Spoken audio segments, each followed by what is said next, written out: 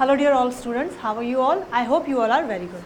So today we are going to learn about a new topic, that is nutrition in unicellular organism और holozoic mode of nutrition. देखो इससे previous जब हमने पढ़ा था तो जो टॉपिक्स हमने क्लियर कर लिए वहाँ हमने सिर्फ प्लांट न्यूट्रिशन देखा. अब जो हमारा मोड ऑफ न्यूट्रिशन पढ़ रहे हैं हम लोग, ये आपका हेटरोट्रॉपिक मोड ऑफ न्यूट्रिशन है और इस मोड ऑफ न्यूट्रिशन को हम लोग होलोजोइक मोड ऑफ न्यूट्रिशन के नाम से जानते हैं. ठीक है, यहाँ पर हम लोग क्या है, अलग अलग टाइप के ऑर्गेनिम्स के बारे में पढ़ेंगे. आपकी जो एनसीईआरटी है उसमें 2 ऑर्गेनिम्स के बारे में दिया हुआ है. एक दिया है unicellular, that is amoeba, and second one is the human beings. ठीक है, इनके बारे में हमें होलोजोइक मोड ऑफ न्यूट्रिशन में पढ़ना है, यानी कि इसमें किस तरीके से होलोजोइक मोड ऑफ न्यूट्रिशन में जो स्टेप्स होती है वो परफॉर्म होती है. तो सबसे पहले हम लोग एक चीज़ पढ़ लेते हैं, होलोजोइक मोड ऑफ न्यूट्रिशन आखिर है क्या.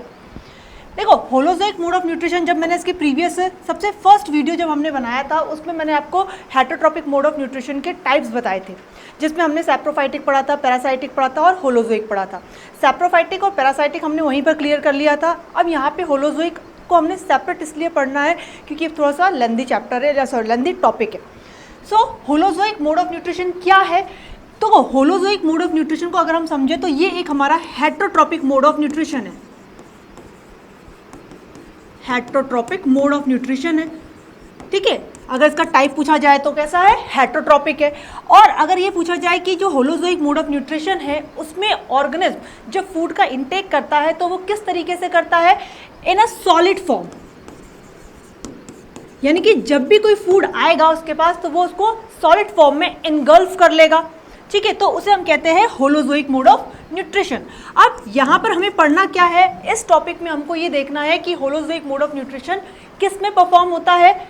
भाई एग्जाम्पल की बात करूँ इसका तो अमीबा, ह्यूमंस, ठीक है, एक्सेट्रा. क्योंकि हमें इन दो के बारे में पढ़ना है अच्छे तरीके से तो हम इन्हीं को देखेंगे. अब जब होलोजोइक मोड ऑफ न्यूट्रिशन जब ये ऑर्गेनिज्म परफॉर्म करते हैं तो इन्हें बेटा कुछ स्टेप्स को फॉलो करना पड़ता है. तो what are the basic steps. तो सबसे पहले हम बात करेंगे इनकी बेसिक स्टेप की. तो अगर कोई organism holozoic mode of nutrition को परफॉर्म कर रहा है, इसका मतलब है उसे टोटल 5 स्टेप्स को फॉलो करना होगा. सबसे पहले करना क्या होगा, उसे फूड को भी एनगल्फ करना होगा. इस वर्ड को हम कहते हैं इंजेस्ट करना, इंजेशन. तो जब भी होलोजोइक मोड ऑफ न्यूट्रिशन की बात आएगी तो आपको याद रखना है कि holozoic mode of nutrition 5 steps में कंप्लीट होता है. सबसे पहला स्टेप होता है आपका इंजेशन. सेकेंड स्टेप आपका आता है digestion.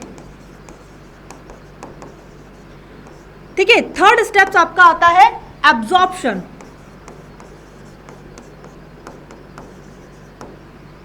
And fourth one is your assimilation.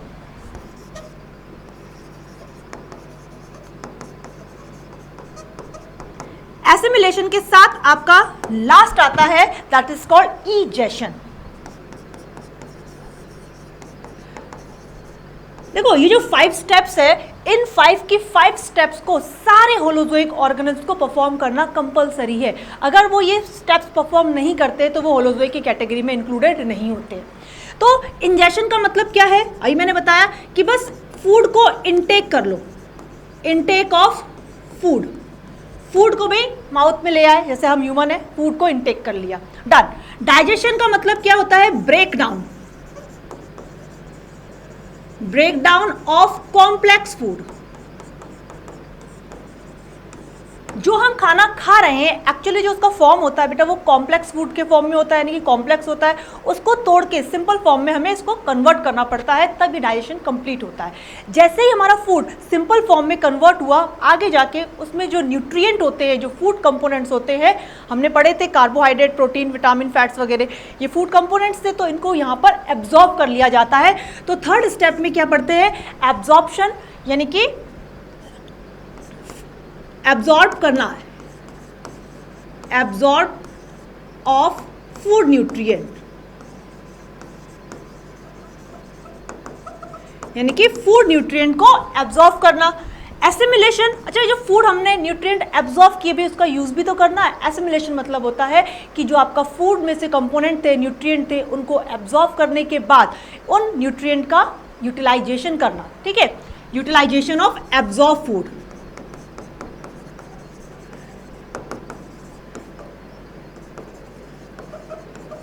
Absorbed food का यूटिलाइजेशन करना। उसके बाद भी सारे फूड में से इंपॉर्टेंट चीजें एक्सक्रीट निकाल ली गई है, ठीक है, उसको एब्जॉर्ब कर लिया गया है, तो बचा क्या, अनडाइजेस्टेड वेस्ट। तो बॉडी में अनडाइजेस्टेड वेस्ट को रिमूव करने की प्रोसेस को कहते हैं हम लोग egestion, removal of undigested waste, ठीक है। तो ये जो आपकी 5 स्टेप अभी जस्ट हमने देखी है, इन 5 स्टेप्स को आप लोग बिल्कुल ध्यान दीजिएगा कि इन 5 स्टेप्स को सारे होलोजोइक ऑर्गेनिज्म को परफॉर्म करना कंपलसरी है, चाहे वो यूनिसेलुलर हो चाहे वो मल्टीसेलुलर ऑर्गेनिज्म क्यों ना हो। तो आज का जो हमारा टॉपिक है, तो होलोजोइक के बारे में मैंने बता दिया कि होलोजोइक क्या होता है। अब हमें पढ़ना है कि होलोजोइक मोड ऑफ न्यूट्रिशन किस तरीके से यूनिसेलुलर ऑर्गेनिज्म अमीबा परफॉर्म करता है। तो let's start. So nutrition in amoeba, भाई अमीबा क्या है, कोई मुझे बताएगा अमीबा किस तरीके का हमारा ऑर्गेनिज्म है। अमीबा कैसा ऑर्गेनिज्म है, यूनिसेलुलर है, क्लियर। तो क्या ये यूकैरियोटिक सेल के अंदर आता है या प्रोकैरियोटिक सेल के अंदर आता है, 9th में पढ़ा हुआ है आप लोगों ने। तो सबसे फर्स्ट न्यूट्रिशन को समझने से पहले थोड़ा सा हम अमीबा को समझ लेते हैं, ठीक है। तो अमीबा क्या है, अगर इसकी प्रॉपर्टी बताऊं मैं, it is a unicellular organism, unicellular prokaryotic है कि यूकैरियोटिक है, यूकैरियोटिक है, यूकैरियोटिक फ्रेश वाटर और moist soil living organism.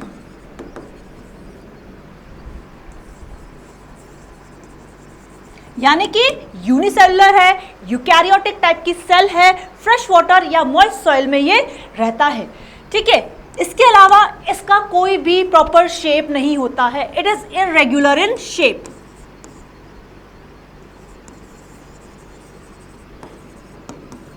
Irregular in shape मतलब, चलो डायग्राम भी बना लेते हैं। किसी सेल का पर्टिकुलर शेप होता है भाई, बट अमीबा बेचारा एक ऐसी सेल है जिसका कोई शेप ही नहीं है, ठीक है। लेकिन हाँ, प्रॉपर भी न्यूक्लियस होता है क्योंकि यूकैरियोटिक सेल है, साइटोप्लाज्म होता है, ठीक है, सेल मेम्ब्रेन होती है इसमें, सेल वॉल नहीं होती है इसमें, सेल मेम्ब्रेन होगी, साइटोप्लाज्म होगा, ठीक है, न्यूक्लियस देखने को मिलेगा। मतलब कहने का पॉइंट ये है कि जितने भी वैक्यूल्स भी हो गए इसके अंदर, जितना भी मतलब सेल ऑर्गेनल्स हमारे यूकैरियोटिक सेल्स में होते हैं, सारे के सारे इसमें भी प्रेजेंट होंगे,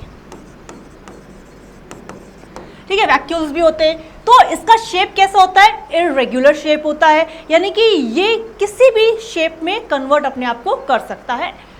अगर और बात की जाए तो इसका कोई शेप नहीं है, ये पानी में रहता है, तो ये खाता क्या है। अगर हम इसकी बात करें तो ये किस तरीके से फूड का इंटेक करता है, ये फूड का इंटेक करता है अपने से छोटे ऑर्गेनिज्म को, जिसको हम कहते हैं जैसे कि बैक्टीरिया, ठीक है, डाइटम्स, ठीक है, कुछ हमारे एल्गीज होते हैं जो छोटे होते हैं, इनका ये इंटेक करता है। तो ये चीज ध्यान रखनी है कि जो हमारा अमीबा होता है अपने से छोटे ऑर्गेनिज्म को वो क्या करता है, ईट करता है, जिसको हम कह सकते हैं वो अपने एनगल्फ करता है। अच्छा, अमीबा कौन सा मोड ऑफ न्यूट्रिशन परफॉर्म कर रहा है, वो परफॉर्म कर रहा है होलोजोइक मोड ऑफ न्यूट्रिशन। तो भाई नॉर्मल सी बात है, उसको जो हमने इससे प्रीवियस बेसिक स्टेप्स की बात की थी, उसको इंजेशन को परफॉर्म करना है, डाइजेशन को, एब्जॉर्प्शन को, एसिमिलेशन को और इजेशन को, इनको तो परफॉर्म करना है। तो वो कैसे परफॉर्म करेगा, अब यही स्टेप्स पढ़ लेते हैं कि भाई सबसे पहले अमीबा किस तरीके से फूड का इंटेक करता है। अगर एक चीज़ और बात की जाए न्यूट्रिशन के मोड की, अमीबा में जो न्यूट्रिशन का मोड होता है उसको एक नया नाम दिया जाता है जिसको हम कहते हैं फैगोसाइटोसिस। यानी कि इसका जो मोड है उसका नाम क्या है, मोड को कहा जाता है इसके फैगोसाइटोसिस। ये याद रखना, फैगोसाइटोसिस, फैगो मतलब होता है एंगल्फ और साइटोसिस मतलब सेल, साइटो मतलब सेल और सेल को एनगल्फ करने की प्रोसेस को कहते हैं हम लोग फैगोसाइटोसिस। क्लियर। चलिए अब पढ़ते हैं steps of nutrition in amoeba. Steps of nutrition in amoeba.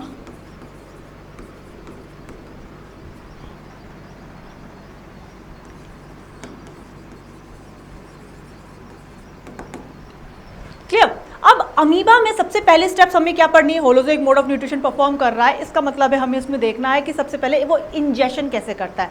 पहले थोड़ा सा डायग्राम भी बना के हम पढ़ते जाते साथ साथ। अमीबा कैसा है भी, जस्ट अभी हमने पढ़ा कि अमीबा बेचारे के पास कोई सेल ही नहीं होती है, सेल तो है मतलब कोई भी शेप नहीं होता है, कोई फिक्स्ड शेप नहीं है उसके पास।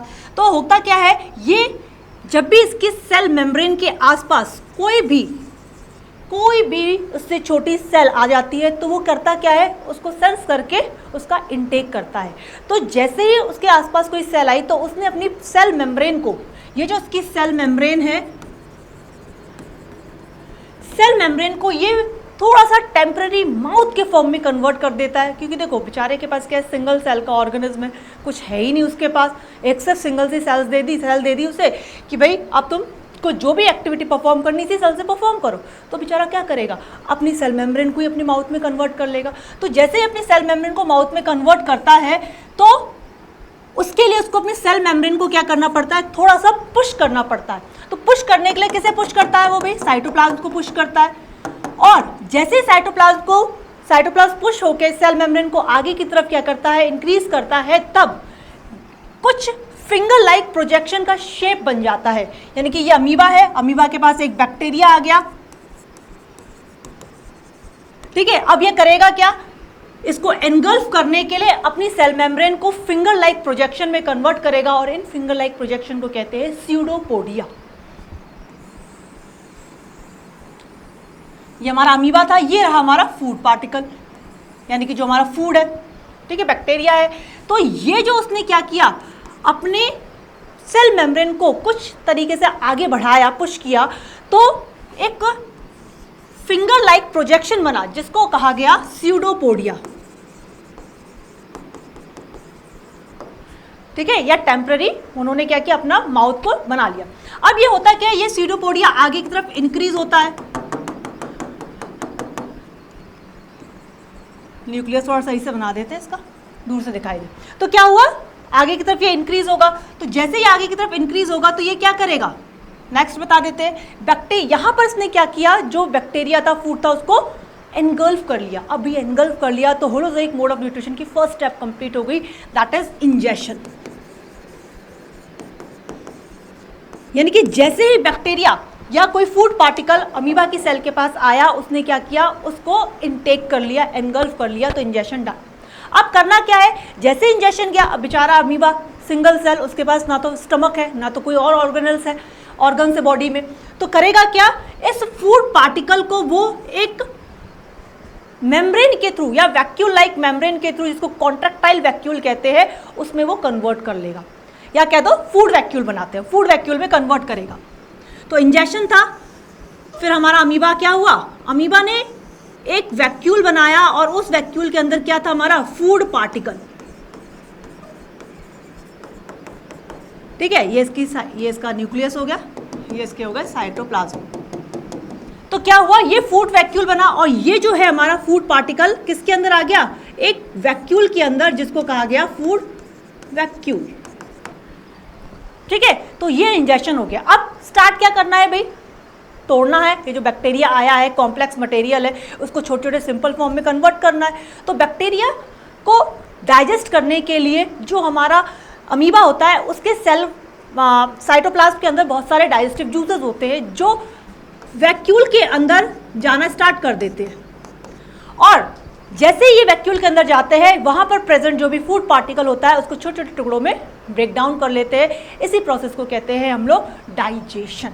तो इंजेक्शन के बाद जो सेकंड स्टेप आई हमारी, वो क्या थी, डाइजेशन।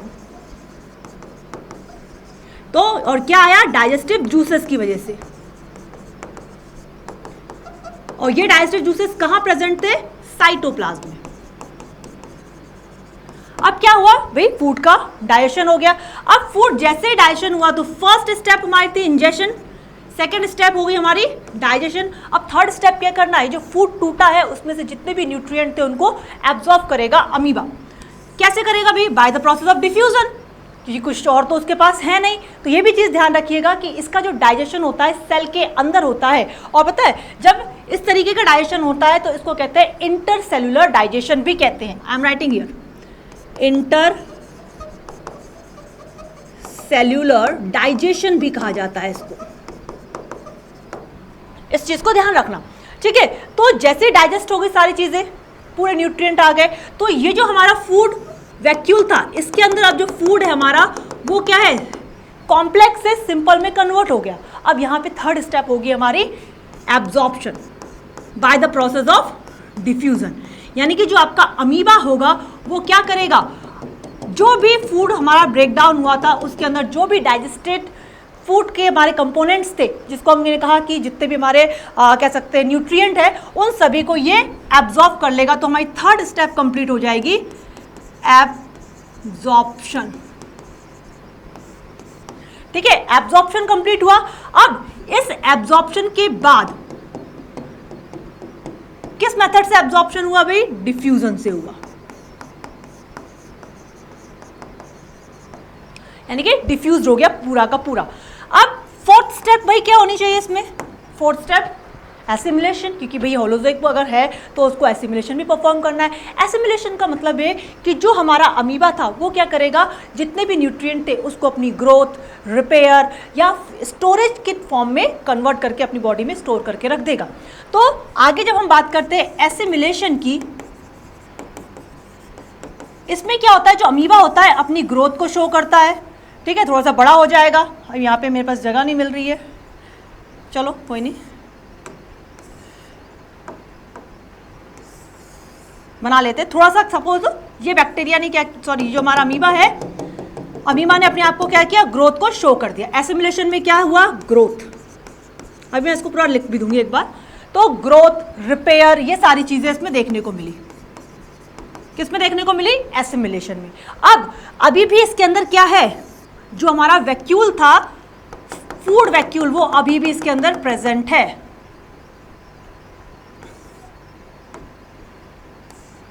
अभी भी इसके अंदर फूड वैक्यूल प्रेजेंट है। लेकिन अब इस फूड वैक्यूल के अंदर है क्या, इस फूड वैक्यूल के अंदर अब बचा हुआ है अनडाइजेस्टेड वेस्ट।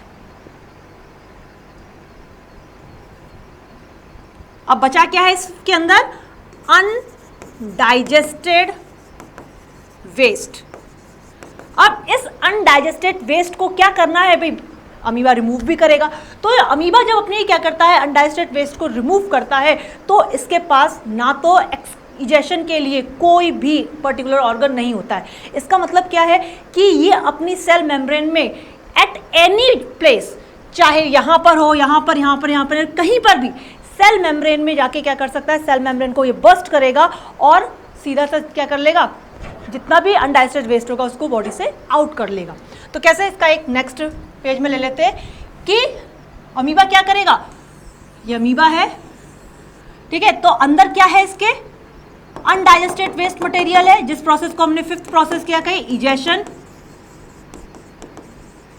ठीक है, इजेशन को परफॉर्म करने के लिए इस कॉन्ट्रैक्टाइल जो फूड वैक्यूल है उसको ये क्या करेगा, सेल मेम्ब्रेन के पास में लेके आ जाएगा।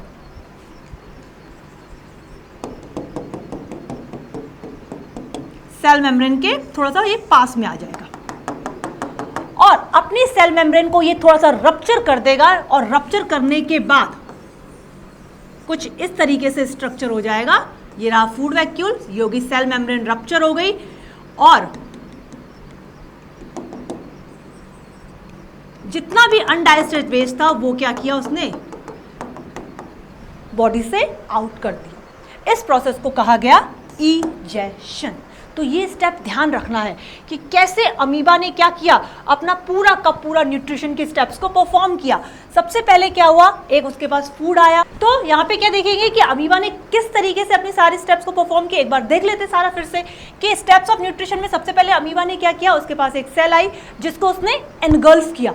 एनगल्फ करना मतलब इंजेक्शन किया और इस प्रोसेस को मैंने अभी जस्ट नाम बताया था, इसे हम कहते हैं फैगोसाइटोसिस। यानी कि अमीबा को किसी सेल को एनगल्फ करना है तो उस प्रोसेस को क्या कहेंगे हम लोग, फैगोसाइटोसिस। फैगोसाइटोसिस यानी कि इंजेक्शन डन हुआ।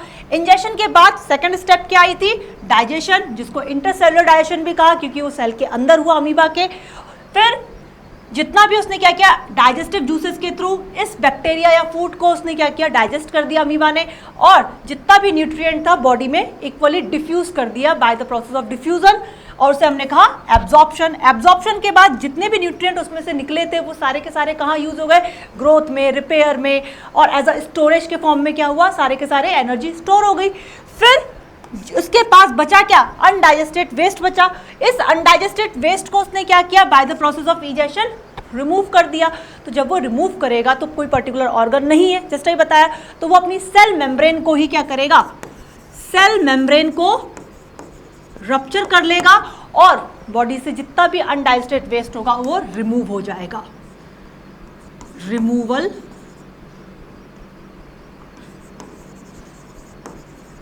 Of undigested waste.